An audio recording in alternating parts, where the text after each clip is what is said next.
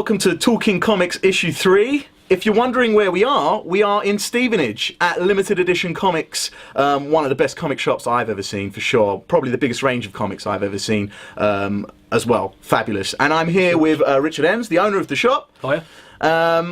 Richard, thank you for having us. My pleasure. It's good for you guys to be here, actually. This is, a bit different for us, actually, but it's going to be quite a bit of an exciting ride. And we've got a fabulous deal for those people that stay to the end of the show.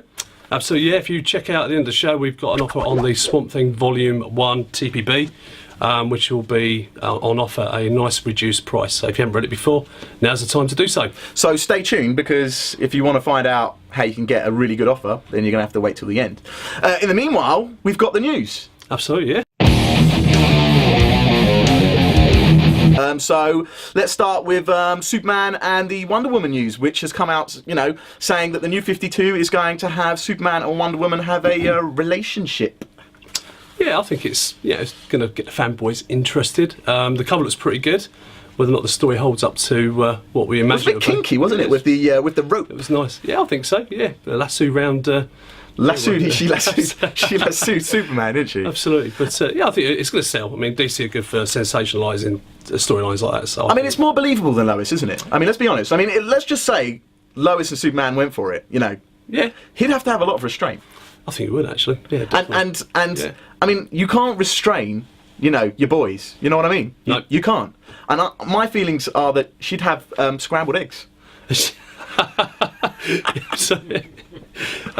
Maybe we might see a real problem. Do you know what?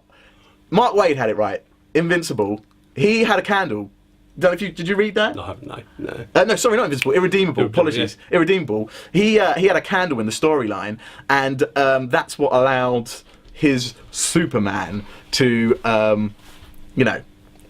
do the nasty. So I don't know. Now we've got someone who can actually take it. That's it. Yeah. And one was the only girl for Superman. It looks like there's going to be some S&M as well by the look of the lasso. Bring those bondage covers back. Talking about bondage, yeah. Black Kiss. Yes, yeah, absolutely. Taken. Yeah. Banned in the UK, which is what's going on? Yeah. What's going on? Some retail shops might get it in. I mean, we did run a yeah. Yeah. We did run a story saying that it got held up at customs. Issue 1, yeah. Issue 1 got held up at customs, and it delayed a lot of things, but Diamond sorted it out, got issue 1 rolled out, obviously sold out instantly with that kind of news. Everyone's wondering what got stopped by customs. And then they went for a second printing, and it's not coming.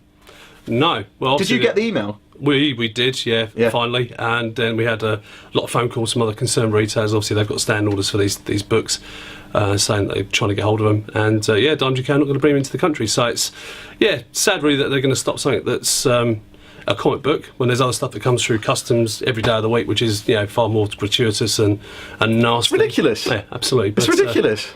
But there again, it's going to push the price up on eBay, so therefore the people who will stock it, who have got it, who will bring it from the States through other means and other sources, they're going to make some money out of it. You never know. You never know. You never know. You need somewhere with a really good range of comics. That's all I'm saying. Someone with a really good There's range. a few out there. There are, I'm sure, yeah.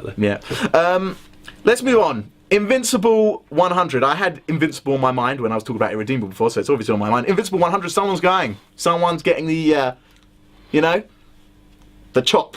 We don't know who it is, but there's been 6 teasers that came out. You can check them out on the Talk Comics page. I'll have some of them up here, maybe. And we don't know who's going. We don't know who's going, but it's quite exciting. Kirkman. Yeah, I think he likes to, shake it up a bit. He does. Yeah. He likes to give the old chop to people. Yeah. You'd never know what's coming with Kirkman. That's what's special about what he writes, I think. Yeah, he's one of the best writers out there at the moment. Tells a good story, and Walking Dead has been phenomenally great, and it's the biggest selling comic this year by a long shot. Yeah, well, that 100 flew off the shelves. It certainly did. Yeah, we went through a good few hundred copies of that. Every variant. Yeah. What was it, 8? It was 8 plus the Chrome, plus the Chrome retail incentive, and the drawn one was that. No, that was one of the 8, wasn't it? But I thought there was another. Oh, but there was a black cover that came out especially for retailers. Yep, which did receive one actually. You did receive one. Had to be one of the best-selling retailers to get one of those. I wonder who that was. Well, there you go. We did get one. Yeah, so that went out within 2 hours of being on display. So, yeah. To be CGC graded by the customer, and hopefully, you'll make some money out of it. We've made some money. I mean, how rare was that comic? It was 500 signed by Kirkman, so it's quite a rare edition, considering it was 385,000. 100's printed. That's a great investment. I'm sure whoever's got a copy of those, it's a great investment. Talking of getting the chop, Rob Liefeld, has he got the chop? Well, he says he left. He says he's left DC today. That's what the news came out. Gone. Happy? Sad? Disappointed? Yeah, I like Rob, nice guy. Met him a couple of times at conventions, and he's a really, really down to earth, humble guy.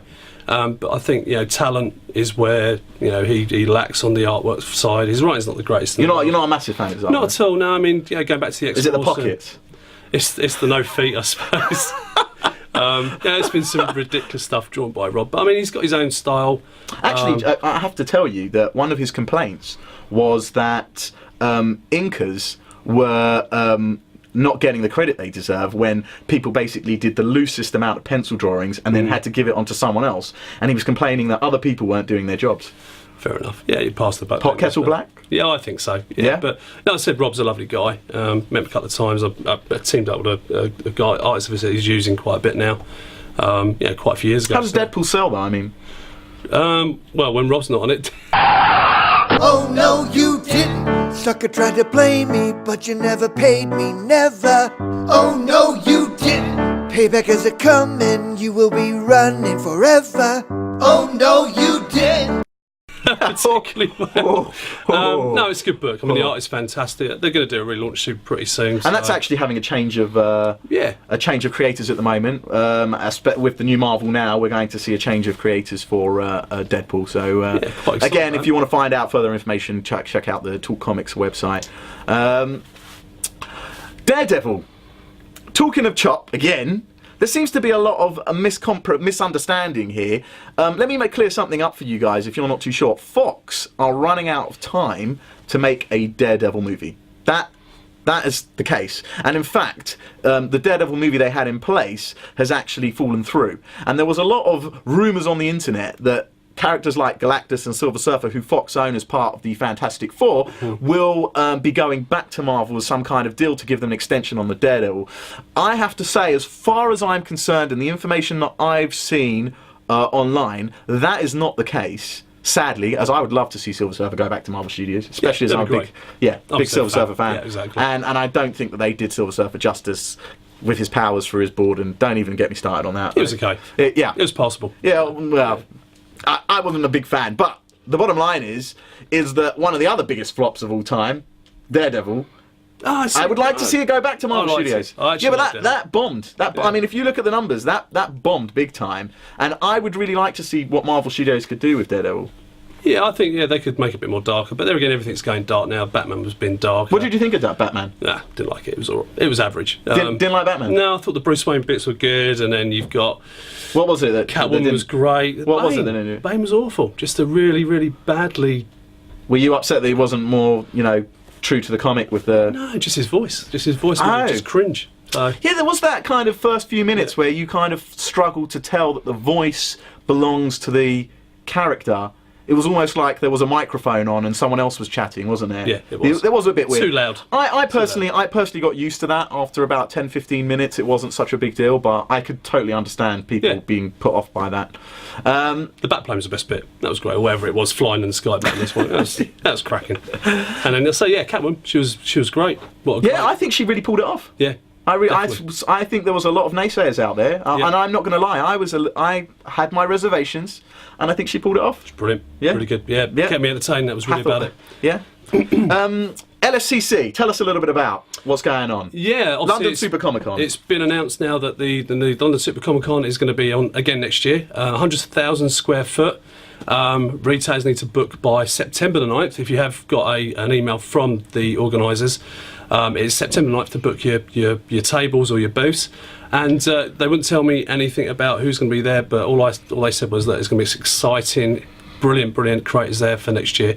Whether or not they can top Stan Lee, wrong phrase of word really, but And how do you top Stanley? How do you stop? Yeah, I mean, that is the question on everyone's lips at the moment. How do you top Stanley? Well, you bring. I mean, do you have any ideas who that could be that could top Stanley? No, I'd like to see Jim Lee, Todd McFarlane, the big guys that come over once in a blue moon. I haven't seen Brian Michael Bendis for a long time. No, and I think even Kirkman, that'd be a great one to bring across as well. But 23rd, 24th of February again, and 100,000 square foot of comics, collectibles, and I suppose, well, what more could you ask for? Yeah.